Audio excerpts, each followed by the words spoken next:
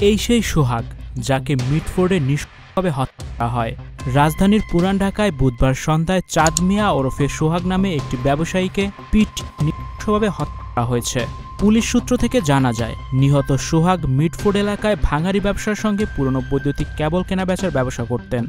ওই এলাকায় বিদ্যুতের তামার তার ও সাদা তারের ব্যবসায় একটা সিন্ডিকেট রয়েছে। এর নিয়ন্ত্রণ ছিল সোহাগের হাতে। তবে এর নিয়ন্ত্রণ নিতে মরিয়া ছিল মাহিন ও টিটু নামে আরও দুজন। তারা বাণিজ্যের 50% নিয়ন্ত্রণ নিতে চেয়েছিল। তা না হলে নিয়মিত চাঁদা দেওয়ার দাবি জানিয়েছিল তারা। এর জেরেই দ্বন্দ্ব শুরু হয়।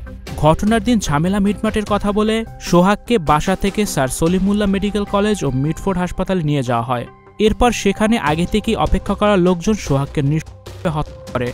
জানা গেছে সোহাগকে হত্যা তার নিথর দেহ টেনে কম্পাউন্ডের বাইরের সড়কে এনে শত শত মানুষের সামনে চলে উন্মত্তা। ঘটনাস্থলের একটি সিসি ক্যামেরা ফুটেজ এরই মধ্যে সামাজিক যোগাযোগ মাধ্যমে ভাইরাল হয়েছে। যে ভিডিও ফুটেজে দেখা যায়, নিথর দেহ টেনে নিয়ে আসা লোকদের মধ্যে একজন মোবাইলে কথা বলছিল। ওই সময় সোহাগের রক্ত মুখের ওপর কিরসি দিতে থাকে আরেকজন। অন্য একজন তরুণ দৌড়ে এসে পড়ে নিথর দেহের উপর। সে বুকের উপর উঠে লাফ দিল। মানুষজনও দেখছিল এমন ভয়ঙ্কর দৃশ্য। এই ঘটনায় নিহতের বোন মানজুয়ারা বেগম বাদী হয়ে কোতোয়ালি থানায় মামলা করেছেন। মামলায় 19 জনের নাম উল্লেখ সহ অজ্ঞাত পরিচয়ে 15 থেকে 20 জনকে আসামি করা হয়। সোহাগের মৃত্যু উত্তাল বাংলাদেশ। ভিউয়ার্স, এই ঘটনা নিয়ে আপনাদের কি মতামত কমেন্টস করে অবশ্যই জানিয়ে দিন। Icon focus 24 TV powered by 4D Fourth Dimension।